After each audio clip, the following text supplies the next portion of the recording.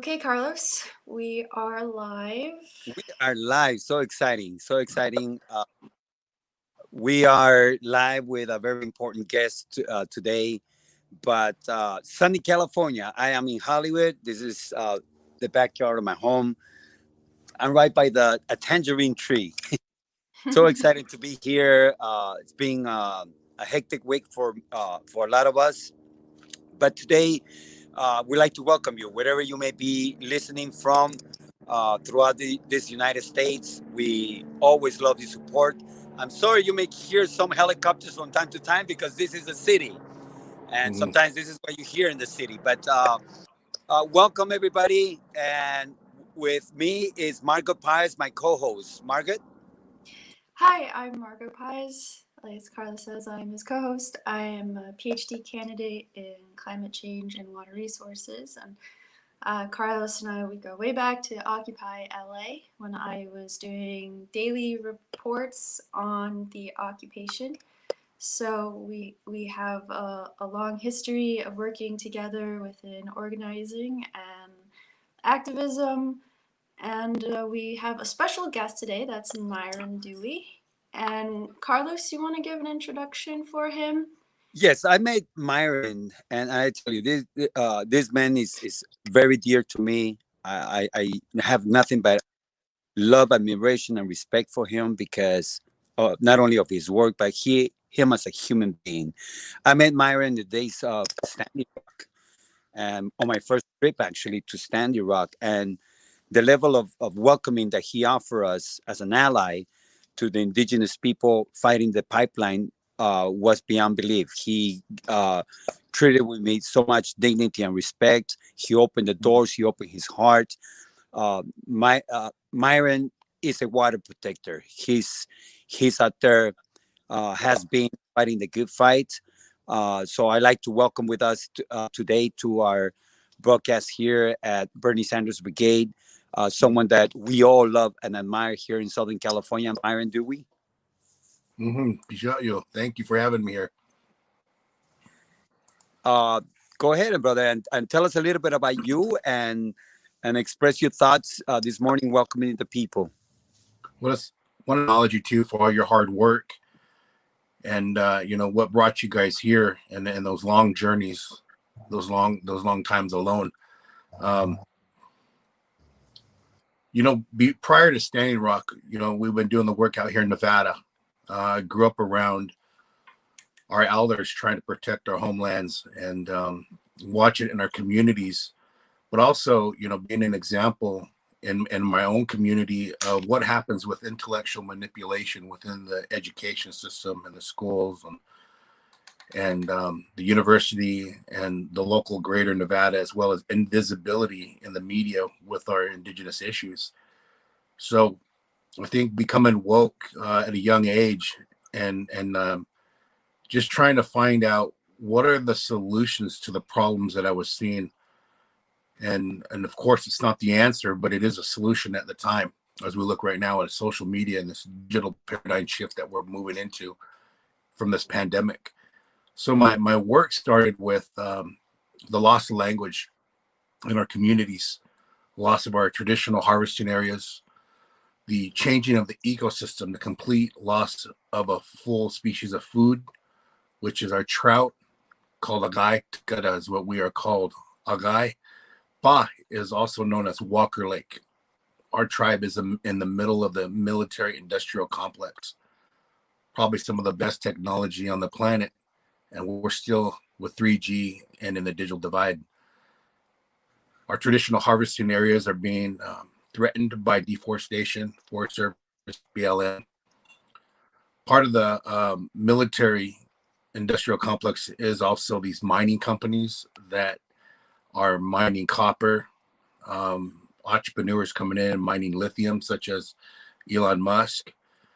And also when we look at Homeland Security and America's security, is they don't think of Yucca Mountain and those areas that are in our traditional Shoshone territories, a nuclear storage along a fault.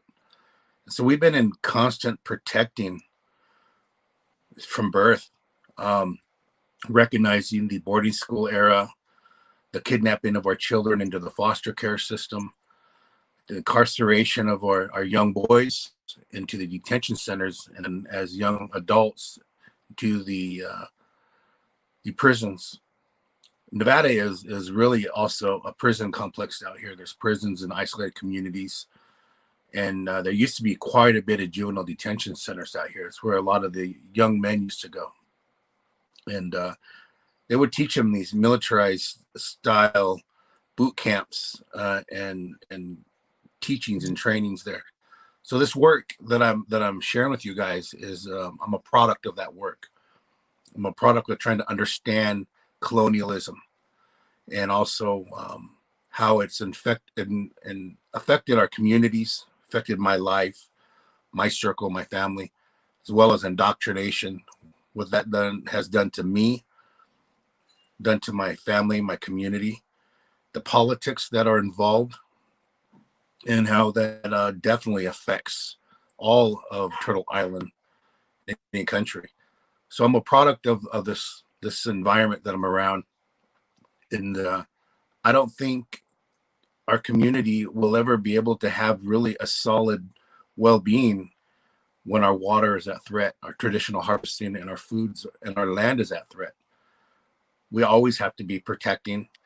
We're always going to live in a state of poverty because it costs a lot of money for attorneys and travel to go and hold this country accountable to its forefathers' promises. So let's just start with the work that I do, also with historical trauma training, trying to understand all this trauma, loss of land, loss of language, forced loss of dignity, indoctrination, colonization. And as we move into this paradigm shift of globalization, heavy globalization, and the need to expand. So those are just to highlight a few of the things that what put me into understanding how I was feeling, how I was going to heal from this trauma that I experience all the time, PTSD or lateral violence and bullying and the historical trauma, even in our own communities, how we've oppressed our own people with the oppressor's tactics. And so the work continues. My goal has been focused on mostly the youth, so we can see the leaders that we want to see in our community, protecting, and also just doing what I can to support those that are doing the work as well, and trying the healing and moving forward in the healing process. Right. Myron, thank you for all the work that you are doing in behalf of so many people. I see in the background, in your background over there, I see that the drone, historic drone that you took so many video out there, Standing Rock.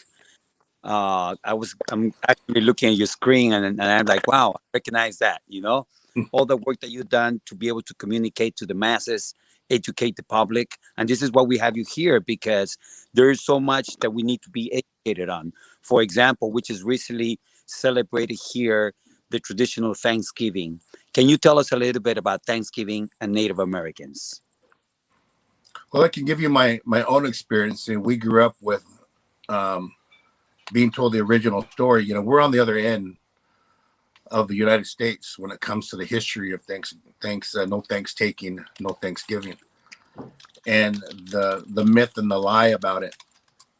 And I think growing up as a kid, not knowing why, my uncles used to talk about this. There's nothing. This isn't thankful. This history is inaccurate, and they didn't really articulate it. It was more of anger during those times. Now we're in a time where this younger generation is articulating their anger into historical facts, and the tribes are standing forward and having courage to articulate what is happening in their community from this colonization and land theft, and it's being articulated in mineral theft and contamination of water and broken promises. So Thanksgiving, the whitewashing the original history, lets you know. Myron, could you repeat that last bit of what you said, because the connection kind of distorted your mic just then, and you're saying such important things that would be great if everyone could hear what you were saying. Yeah, this generation is able to articulate the whitewashing of the original history.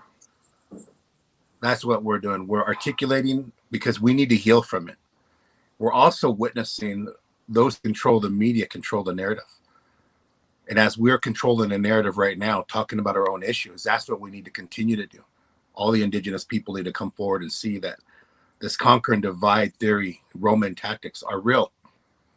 And when it comes to the original history, like Thanksgiving, we can now get a hold of that tribe, which every year have a day of mourning during that time. And they can tell you the original history.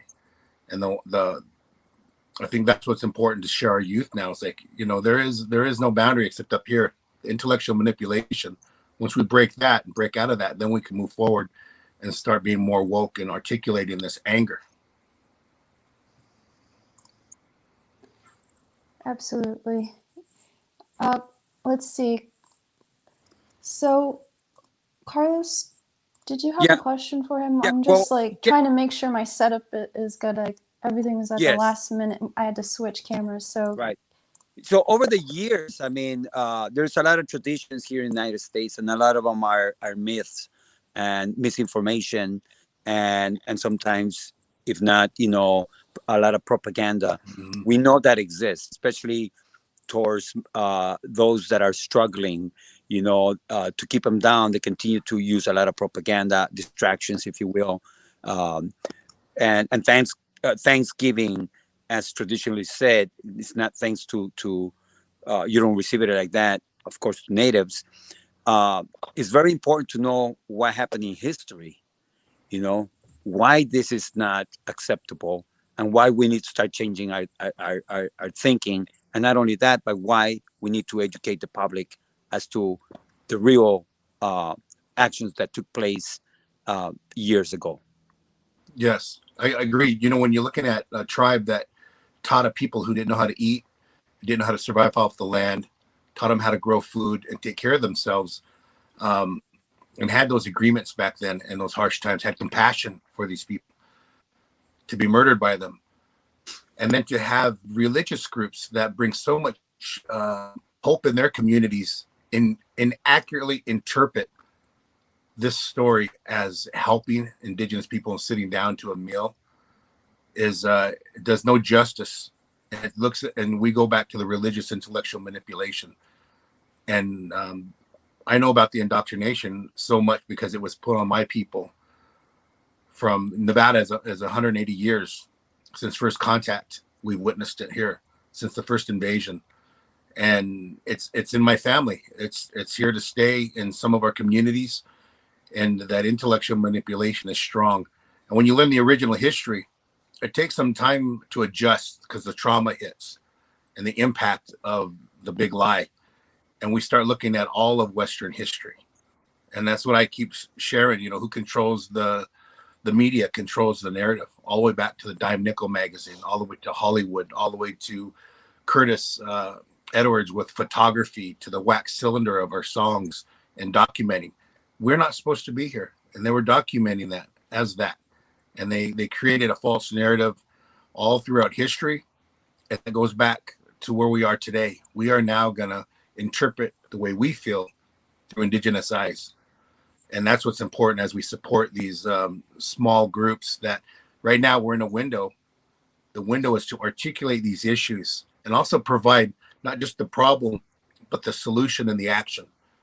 So we can start that healing process, because I'm tired of feeling angry. And that's what I grew up hearing, just being angry.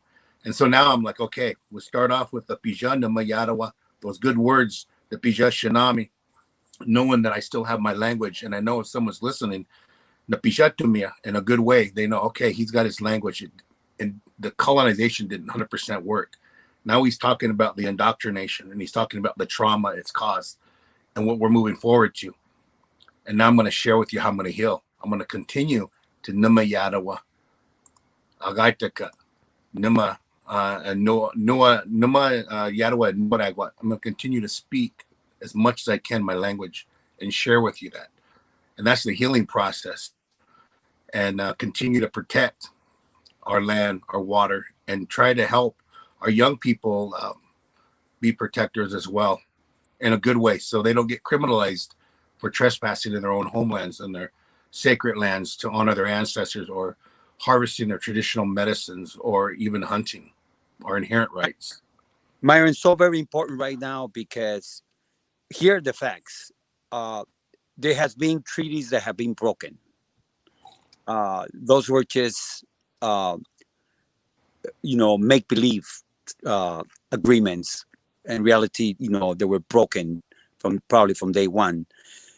Native Americans are some of most the people that are experiencing the most poverty in the United States. Those are facts. Here's another fact that really disturbs me. During the pandemic, Native Americans were completely ignored, and they were some of the hardest hit. And still today, many of them are yet to receive any kind of help from the U.S. government. Can you elaborate a little bit on the pandemic and how it's affecting the Native American community? There's been a disgrace that this administration had done to the communities by sending not PPE but body bags and withholding funding.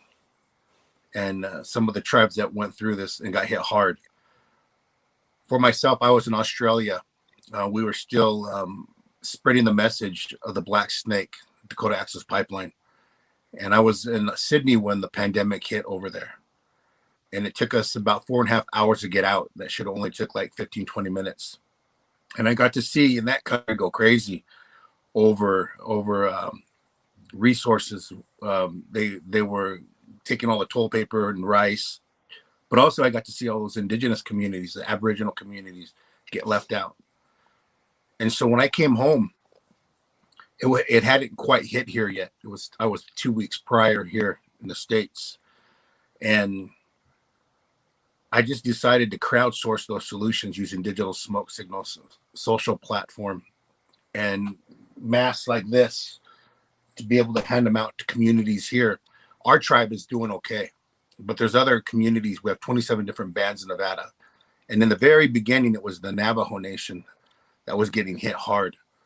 And so there was so much need at that time. But I think we're in a time now as we already know not to rely on this generation to honor their forefathers' promises, nor will they honor it with any other country. We are the first model. Any country watching, they don't honor their forefathers' promises. There's like smoke. Their words are like smoke. And so we have to empower ourselves to crowdsource those solutions that we have now and to move forward and prepare and pick ourselves up, pick our dignity up, and take care of each other. And that was my goal and my hopes. And I'm hoping that's what we can just role model those teachings to each other and showing the compassion for each other. Yes, brother. What are some of the things that the allies can do for Native Americans during these very difficult times? What can we do to help? If people out there watching and they say, I want to help, I want to do something, how can they help, Myron? Well, we're only less than 5% of the population. Even if they gave us all the land back to every tribal member, we still wouldn't make a dent in this country. We're almost extinct. And when it comes to the resources, we're dying from colonial food sources. And my tribe is an example of loss of food source, also food deserts. So what can be done is a lot of what I've been sharing with families, that we're talking wealthy families. You can start by giving back a portion of the land. You can figure out how to do that without the red tape. If you're an ally that hands over a project in a nonprofit, step back and relinquish your power. It's not about power. If you want to support those on the ground individually that are doing the work, whatever helps them do the work, mostly they're struggling from doing the work as well. Support them in a way where they don't have to feel like they've got to give you an Indian name or a blanket or bring you home. It's like, give back the way that you have taken. Give back. And there is a time to start the healing process. This country, so some of the allies will say, well, I didn't do those things. I didn't do those things that my ancestors did. But you benefit from the rape and murder and genocide and land theft. wealthy wise, from all the way predating. We're talking back to wealthy families I spoke with that are in the mining and that are in the lumber industry, the mineral industry. And so that's one way. Cut the red tape and just support. But also, we have to be ready, Carlos. We got to be ready for that. We have to understand that this money is got dark power to it, and it creates lateral violence. It creates the issues that they bring with it, and that's what we got to be ready for, is to understand that money doesn't fix the issue. We got to start teaching our people to grow food, and during this time of self-reliance, some tribes are struggling and some are doing okay. Our tribe had a hoop house in the beginning, growing food and handing that out into our community, but our food source that's completely 100% gone in our lake could be one solution to us feeding our community. And I know in Pyramid Lake, they have fish they've been able to harvest there, and it's such a blessing. So the allies can gain that support by supporting those on the ground and then stepping back and starting that healing process. And there's so many other different ways. There's so much need out there right now. I just want to make sure that we are ready, Carlos, for that support. Yes, thank you, brother. And you know, one of the things that we are seeing right now in the world of politics, of course, there's a big shift right now that's about to happen, or at least it's a shift from Trump to Biden. But you know, the issues will remain there. The question will be, how will they handle that? So there's two things that I'm seeing right now develop right now. Of course, you know, Biden naming right now some of his top cabinet members. Um, why is the Native Americans being left out again? You know, we can ask that question, and we should be able to move forward and elevate some of our Native Americans. But Margaret, it's really important for us to really bring this up. Your thoughts, Margaret? I think Native Americans need to have positions of power. Yeah, of course they do. But, you know, Myron made a very interesting point that the Native American population is less than 5%. So I'm wondering, I mean, now we have a few more members of Congress this election cycle who come from indigenous groups in this country, but do you see this representative path, like through Congress, as the ultimate goal, or do you see, or is that going to be a problem given that you've unfortunately become such a small percentage of this country's population? Well, we got 576 or 78 federally recognized tribes, 200 unfederally recognized. This isn't free money. That's the thing. Americans are living guilt-free on indigenous lands, think we're getting free money. Unreal that even is a thought. This is the trust responsibility that this government has with indigenous people, and the loss of land, loss of language, forced loss of dignity, indoctrination, and these broken promises. So the more indigenous leaders that we get into this, you know, it's like we're saying, oh, so now we have to out white man the white man. We have to get more colonized, as we are trying to decolonize and retraditionalize and bring back the healing. To me, it's I feel like I don't want to participate in the hypocrisy, but I have to. And that's what bothers me. Is there's a few of us that understand that balance and imbalance. And it's a heavy burden when you go in there. I really feel for their families that struggle without our Native women at home or Native men at home when they're in DC and working in these politics. We call it the big compromise, the grassroots. You go up there to compromise. And we already compromise our land, our dignity, our resources, our sacred sites. We've been fighting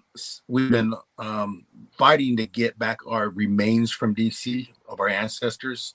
There's so much that people don't understand, and it takes a piece of your spirit every time you have to go there and compromise with them instead of them doing just the right thing. And then they've created these red tapes and these barriers that are speed bumps in every different direction.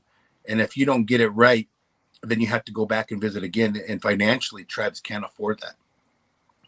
And then Right. we don't feel like buying people off because it's for our community. We're not like the political party up there that have these lobbyists, financial lobbyists that go and buy their way in to these policies. We don't want to participate in the hypocrisy. And so, you know, that's why we're struggling, and we need more Native representation in there to articulate this and just say, you know, just hold yourself accountable. We don't have to keep giving you this. We've given you enough and more. Now they want us to give you a part of our land and then lease it back to us. And that's where that federal trust responsibility comes in. Lease us back our water and then pay you for it. It just doesn't make sense, but that's what we live in today. And most Americans have no choice. That's how they have to live. They have to live under a landlord, buy their land, they have to pay their taxes that way. We have an inherent right. We still know what that inherent right is. The moment we start participating in the Western politics, it kind of like relinquishes that sovereignty and it becomes delegated sovereignty. But we have the inherent right, and everyone has the inherent right. And if all of America figures it out, that is gonna it would scare the government. But we're past that point now because they're so scared that another country will take what they've stolen that they're willing to protect it in their own ways. And I share with many Americans that I know and allies, if you don't believe me, try crossing the border with no ID. You'll walk across, but you won't be able to come back. So your white privilege doesn't work when you come back. And it will be indigenous people that now oppress their own people at the border. That's what I worry about in these politics, is that Biden is going to bring in the old people that supported the kidnapping of our indigenous relatives' children. That's what I worry about. We need to pay attention to who he puts back in these positions. Because, for example, we have a major crisis with climate change, Mm-hmm. you know, and we are seeing corporate people, you know, that are giving positions when they don't have the best interest of the climate, of the world, of the environment. They don't. So, Margaret, this is your expertise, your level of expertise that you have been studying for, and you know, politics play a role in everything, whether we like it or not. Your thoughts? I've been waiting to ask so many things related to the climate. I mean, there's so many avenues and we can discuss in this regard, because I mean, one of the big things is that, you know, all of this time, the indigenous people of the entire world, let's just put it that way, have been ignored by Western society, by capitalism, by the rich, and just in general. Like, you're in school, you're kind of, you know, Native Americans or Native Indians or whatever are sort of more mythologized than actually seen as real people. But now, with the climate crisis, now we're hearing a lot of voices saying we need to listen to the indigenous people. They are the protectors of the land and water, or they understand how to protect it. They've been doing it all this time, and which is absolutely, I mean, is absolutely correct. But I wonder if it feels like a lot of responsibility being put on a group that is not responsible for the damage that has been caused. And I wonder if you have any feelings like that, or if you in general welcome that kind of a line of thinking in the climate movement. I think we have no choice but to step forward. You know, in my tribe, we've witnessed since first contact, the third generation, my generation has seen the loss of its food source through water, from bombing in our lake to upstream farming to corporate mining, corporate agriculture, farming, and the contamination of water from mining, as well as the changing of the natural law when it comes to the Forest Service, BLM, and corporate farmers, or corporate contractors, deforestation. But the first sign of climate change was through the miners and the Comstock lode, cutting over 5 hours of wood a day here in Nevada for their mines. And that's what we call the natural change of the natural law, the wind changing, and these wildland fires that are sweeping Nevada and California.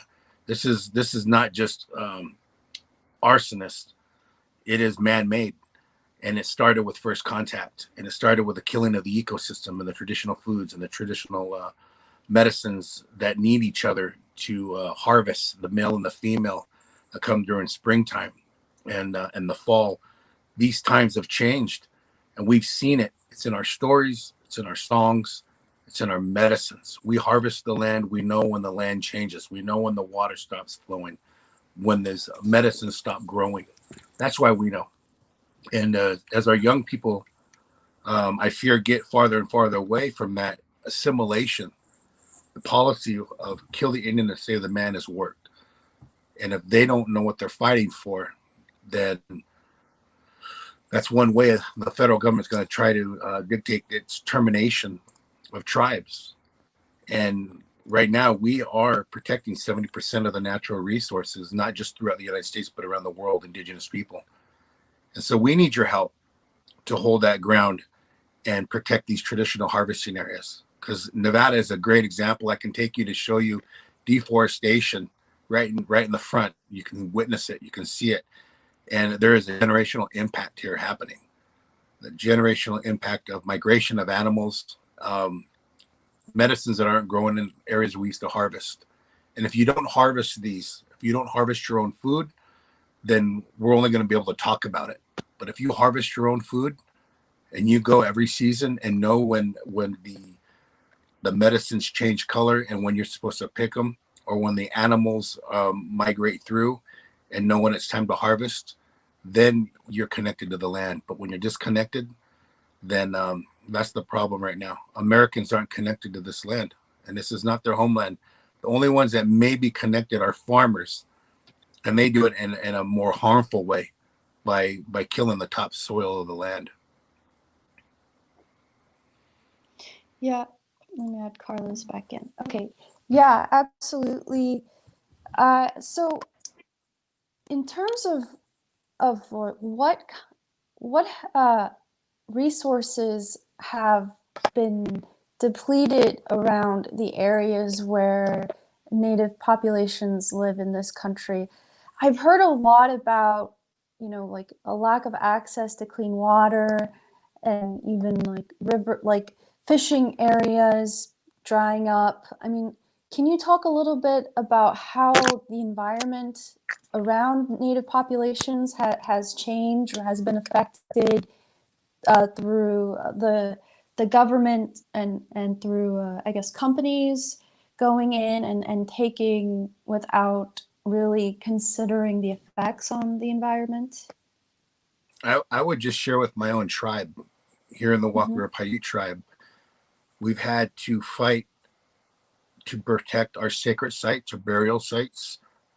We have fiber optics running through it, which is this military's infrastructure. We have the state with their roads going through these areas, which used to be our trails, but they put these roads directly through our sacred sites. We have corporate mining on the east side, harvesting also thousands of gallons of water for their silver. We have on the west side a Superfund site, you're into Nevada, Anaconda Mine, who dug so deep they'd hit the first aquifer. And Yerington is the agricultural. This is an example of all the toxicities around us. And what they do is they go down to the second aquifer, take water, and the first aquifer, the farmers are using that water, and it's even less than what they're used to, and they put it back into the river. That comes down to our river and our reservoir and kills our fish. And it's killed our fish time and time and over again. In the main area in our community, we don't have any surface drinking water here in Nevada, in my tribe and in our area. And I grew up drinking out of creeks and springs and fishing out of those areas. Those places are far and far to find. And so we're also looking at airspace. We're in the military industrial complex. We've got bombing 7 miles from our tribe. We've got munition detonation in Hawthorne, Nevada, which used to be the largest munition bunker in the world. This is what we've seen in our lifetime from first contact. And you can mark the timeline of the lake from first contact because the invaders that came through marked it every decade till now.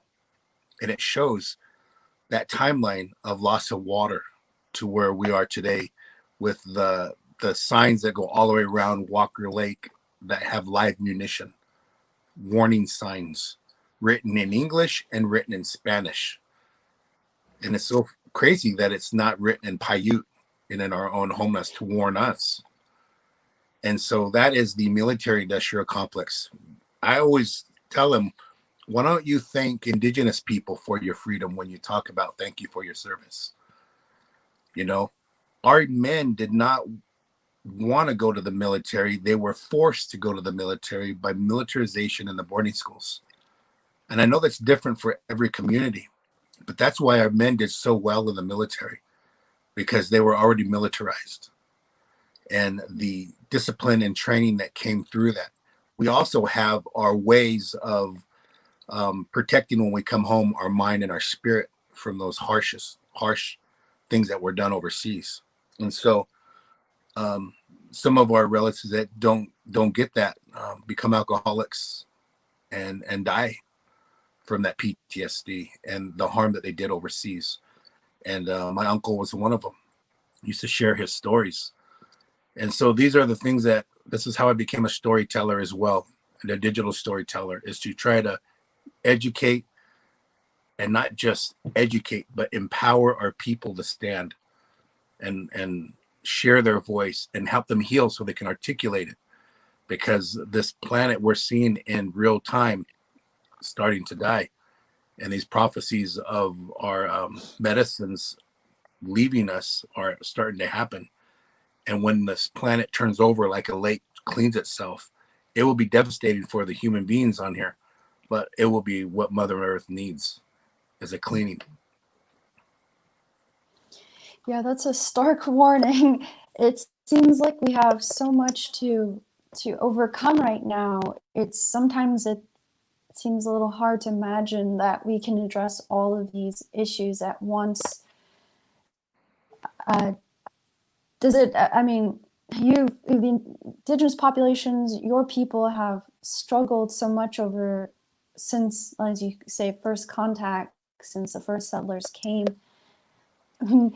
I think for those of us who don't come from a community like that, do you have any thoughts or any wisdom? Because I know that even among my generation, people are feeling very,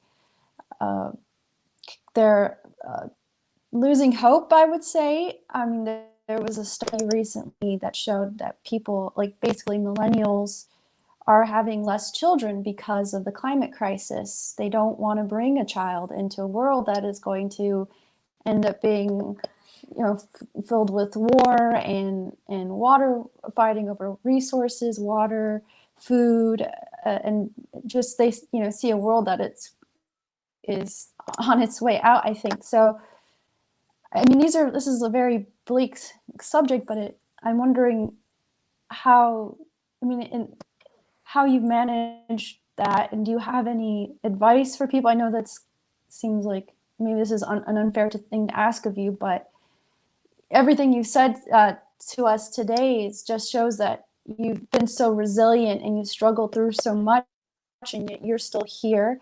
You're still fighting for what you deserve.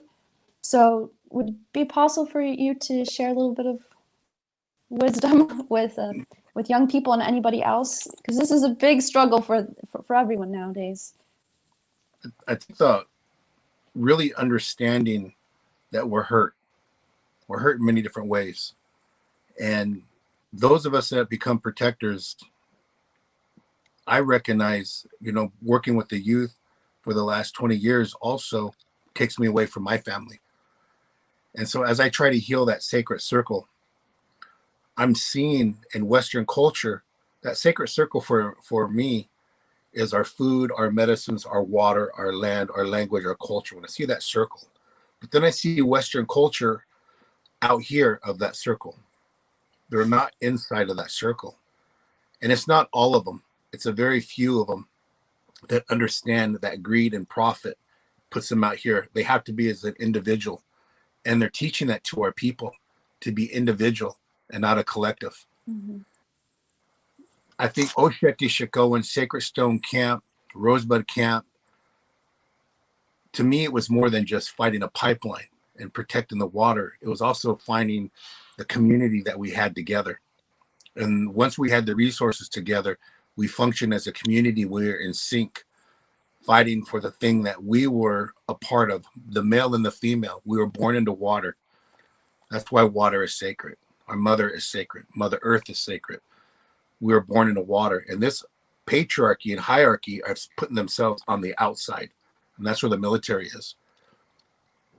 I think when you learn about the history of manifest destiny, and you learn that the Constitution doesn't include us as indigenous people or Black relatives, that it was meant for white slave owners, then you have to wake up and say, we're still in that Constitution as merciless savages. So just the history part. And me and my dad, we have this discussion. I said, I'm just going to share with you history, Dad. He goes, well, we got to put it in the past. I go, it's not in the past. It's current. And it's still happening. And if you feel like what can I do? Which I've heard elders say, well, what can I do? And I say, stand. And I've had an elder tell me before, Myron, what you don't know is we gave that land away a long time ago. And you're fighting for something that's already gone. And I said, no one but the Creator can give away our children's traditional harvesting areas. Not you, not no federal government, not the Bureau of Indian Affairs, not our tribal government. Nobody can give away the unborn's traditional harvesting areas. And I will continue to stand no matter what. I have no choice. That's what I feel like, because I know. And once you know, you can no longer turn a blind eye. Now all we can do is support each other and help each other emotionally, spiritually, physically get through, and as family get through, and good words and support and solidarity. That's how we can support each other as human beings, not as white, black, yellow, or any color, but as human beings, as our inherent right. But also know that history doesn't get repeated again. And I'm learning as I go along, because allies have come to me and shared with me their white privilege, their white allyship, their white guilt, their white solidarity, their white power in ways of not like white power, put your fist of white power, like what is it like to have that privilege when you have it up here, when you know it. And I can tell you, when I was in Mexico, I almost felt like I understood what it felt like to be having white privilege. I maneuvered when I was down there from Guatemala, Honduras, walking back with our relatives through narco territory and seeing kidnappings. I maneuvered through there like I had this privilege. So it's a state of mind too, but also the state of environment. And so I want to share that these are just my experiences. And then in order for us to heal, we need to support those that are healing people as well, so we can move forward. And I have compassion for those who show the lateral violence, the bullying, the jealousy, all those things that were taught to us, internal oppression that were taught to us by those that oppressed us. And I just will show compassion and just show them love and just keep moving forward, because there's work to be done. Well, indeed. We are facing very troubled times ahead of us. We are facing uncertainty. We are facing extreme poverty. Um, and our focus today on Native American and, what needs to be done, as you have articulated here, there's so many issues, so many things, so many fights. But what I grab from this and from what you are saying is the importance of working as a collective, of bringing people together, in moving as one, by us bringing everyone in and no one being left behind. Um, Dangerous times ahead of us, no doubt. You have people out there that are willing to fight. Mhm. How do we move from here? Where do we go? We create that space like at camp, that safe place. No matter what was around us, I never felt like I was threatened. I knew I could go to ceremony. There was 8 kitchens. There was water. There was warmth. There was help. And if we can create that spiritual camp around us, that bring that sacred fire that we had at camp with us, then we'll be able to go through anything. And if we can empower each other to feel like sometimes it's okay to cry, sometimes it's okay to have that hard time, and it's okay to enjoy yourself, not to live in the trauma. That's the other part, is as I recognize, like, okay, I'm sharing so much how our people were victimized, but I'm not a victim. I'm sharing the story of all of this lateral violence and oppression that came in from all the different directions. And I feel like as a man too, I can feel how many of our young boys grew up without fathers, and many of our daughters grew up without their fathers. So maybe I can be just a good relative, a good uncle, a brother, and do the best that I can and try to heal that sacred circle I was sharing with you about. But also just be a good relative to maybe somebody who doesn't. And in our Native communities, we have spiritual mothers and fathers. They don't replace your mother and father. But through the boarding school era, that hugging and that love was beat out of a lot of the mothers and fathers, grandparents, and the language was beat out of them. These practices were real, and intellectual manipulation through violence, sexual abuse, and physical violence and war tactics. It's called the battle rhythm. And it got to a place where it's okay to learn your language now. It's okay to give somebody a hug, let them know that they're going to be in a safe place. We have to relearn those things back into our community. And that's what I'm hoping to try to do, not just for myself, but when we look at the lateral violence and oppression and sexual abuse in our communities, that circle has to be broken. We have to address it. We have to talk about the culture of violence that was put on us by a culture that was violent when it got here, and the tactics that it used to get where they're at today. We have to explain to them, here's why we don't like your hospitals, because of the sterilization of our indigenous women, or the way that the sexual abuse was done in the hospitals through your military doctors that came through, or the way that you tested medicine on us, or current today, how you have pharmaceuticals prescribing them to our tribal members that are getting addicted. We are having to articulate this injustice today and help our people walk through that and recognize it and not push them away. Sometimes it's hard because, I want to get angry at times, so I want to be able to articulate that anger as well, though. And sometimes I don't have the tools. I have to call someone up and say, hey, I just encountered this and I'm mad. And that's my circle now. So I have a circle of elders, young people too, that can help me through this. But I don't want to come to them in trauma all the time. I want to come to them with solutions, and I need their solutions. And I want to encourage them to be in a safe place to think outside of the box, because we need that in protecting. We need to think outside of the box and have the tools. If that's one thing I would say with allies that's helped me, is I got a lot of support to be able to think and breathe and be able to do critical thinking. And I love that part, because when I was working at Duke, I got a grant that helped me buy some of the things that I needed, but it was also used so I could come back and forth with my son, because my boss at that time said, this is to help you travel back and forth to home so you can work effectively. I'm an ally. Hold me accountable. And I said, okay. And I did. And, in Duke, the Native students in their own homeland did not have a place to gather as students. And I'm very proud to say today they do. And so there's front lines everywhere you go. When you're woke, you just see it. But have courage to step through. Find that support to other people that give you courage too. And sometimes it's scary because it's so new. But we can do it. and have fun as well. You know, have a good meal together, laugh together. Let somebody come and take care of you. I've been very fortunate to have people with medicine come and take care of me, whether it's Reiki, good energy, with massage, sending me teas or medicines, whatever it is, you know, with good energy and good intentions. I just say, okay, thank you.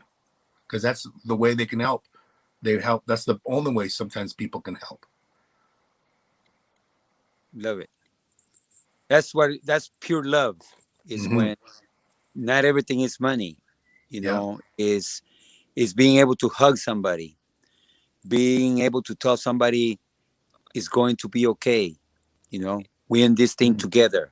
You know, I understand you. I understand your struggles. I understand that you don't feel good. You know what I mean?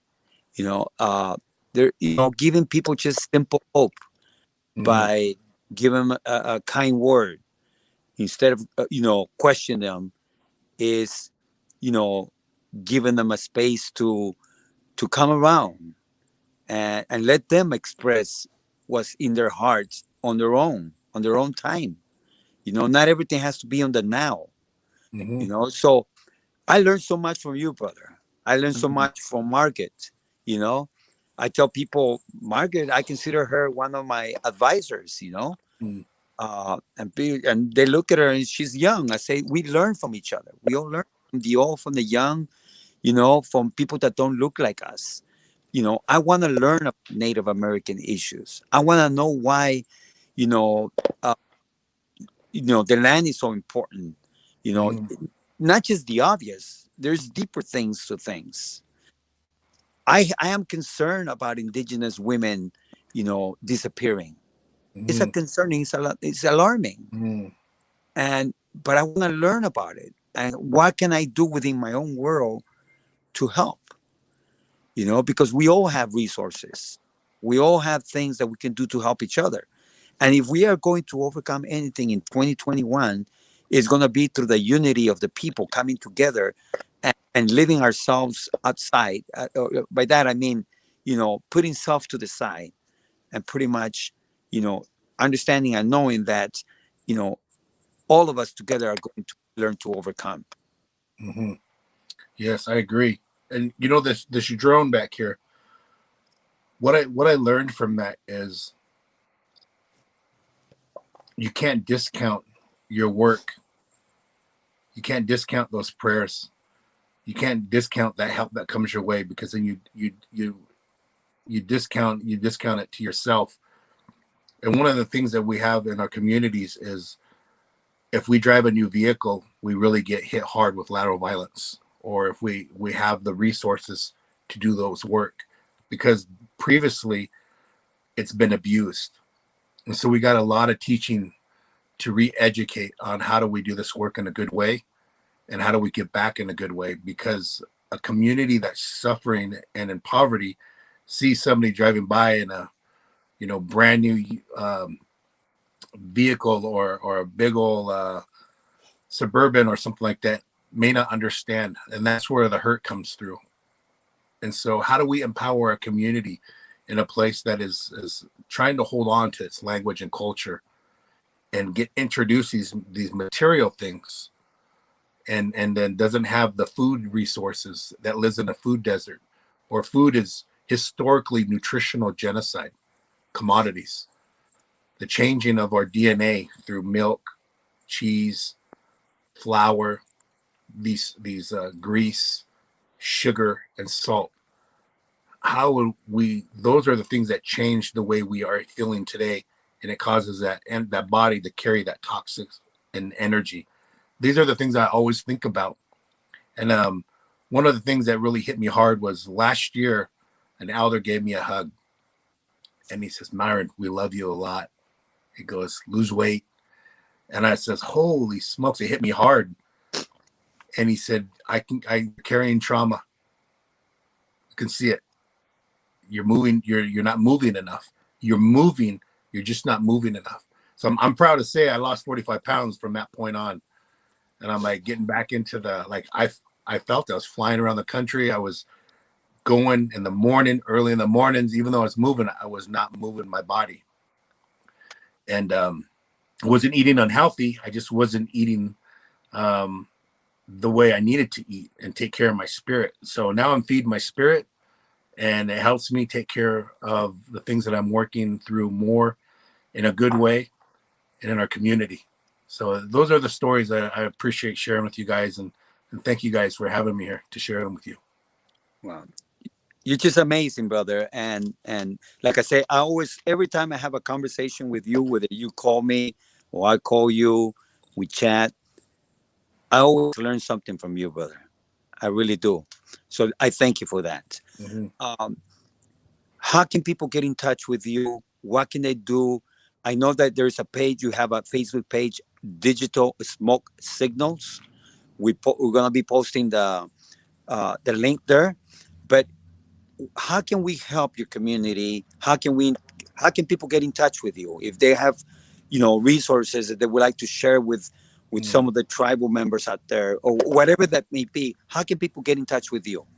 Well, you can sign up on digitalsmokesignals.com, or if you're on social media, Facebook Digital Smoke Signals. You can also email me at digitalsmokesignals@mac.com, and just share your solutions, share your ideas. I think for me, watching our women stand up and be strong after Standing Rock, there's something that really hit hard with our indigenous women, and I don't want to forget this. Margaret, we really want to share this, how men forget we're born of water, and it's very important to be reminded about that. We make mistakes, and help us through those mistakes if we're humble enough to walk through that, and to recognize we make mistakes. And also our men, find ways to support our women groups that are pushing forward, but also don't let the patriarchy feminism get entwined in the indigenous women fight, the colonized way of thinking with it, because we got pushed out during the time I seen watching it, where men couldn't speak up because they were being attacked. And so we need to be stronger with that, the supporting the male and the female, which I shared earlier, is we also have to be ready for that. And so that's how we support. And I think by supporting those, Carlos, our women groups and our youth groups, that's how I feel like our work can be a lot easier. Thank you, brother. Margaret, any final thought? Yeah, Myron, it's been so wonderful to have you on. I think it's so important to just give you space to talk, because just so much of the narrative that we have in this country excludes indigenous voices. So it's been a pleasure just to hear you and to hear your thoughts and to learn from everything that you've said, because you bring such a different perspective. And what I know about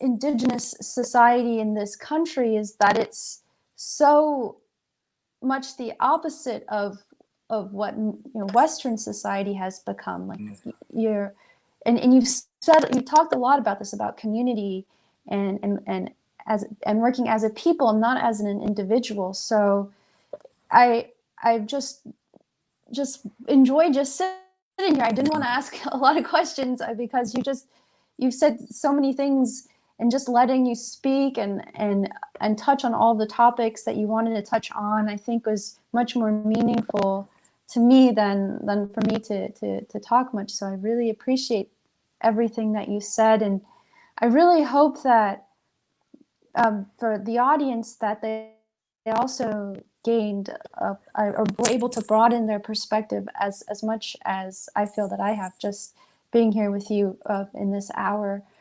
And I also hope that we could have you on again. I would love to talk to you more about the environment at some point, especially with respect to how your community and your community's history, how you've treated the environment, because as we touched on before with climate change, we need to really transform the way we do things, and looking at alternative approaches to managing the environment and being part of this planet is really important going forward, so that we can keep this planet as a place where we can live and continue to have future generations, and not just to heal the earth, but also to heal ourselves in that process.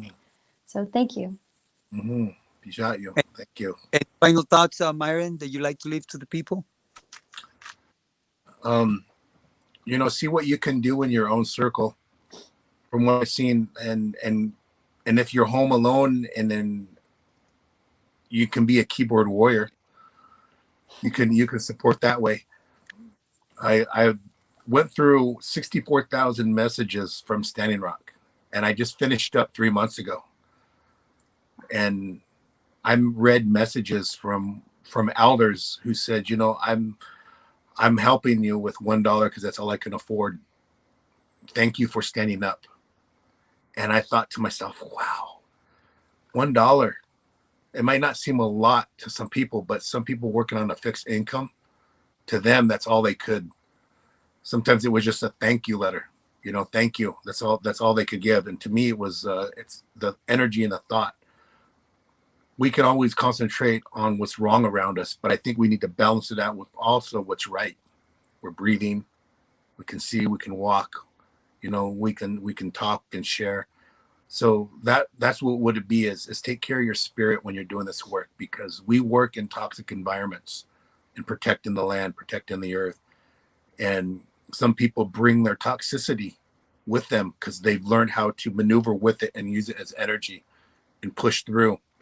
And also sometimes, have compassion for those people because they project it too.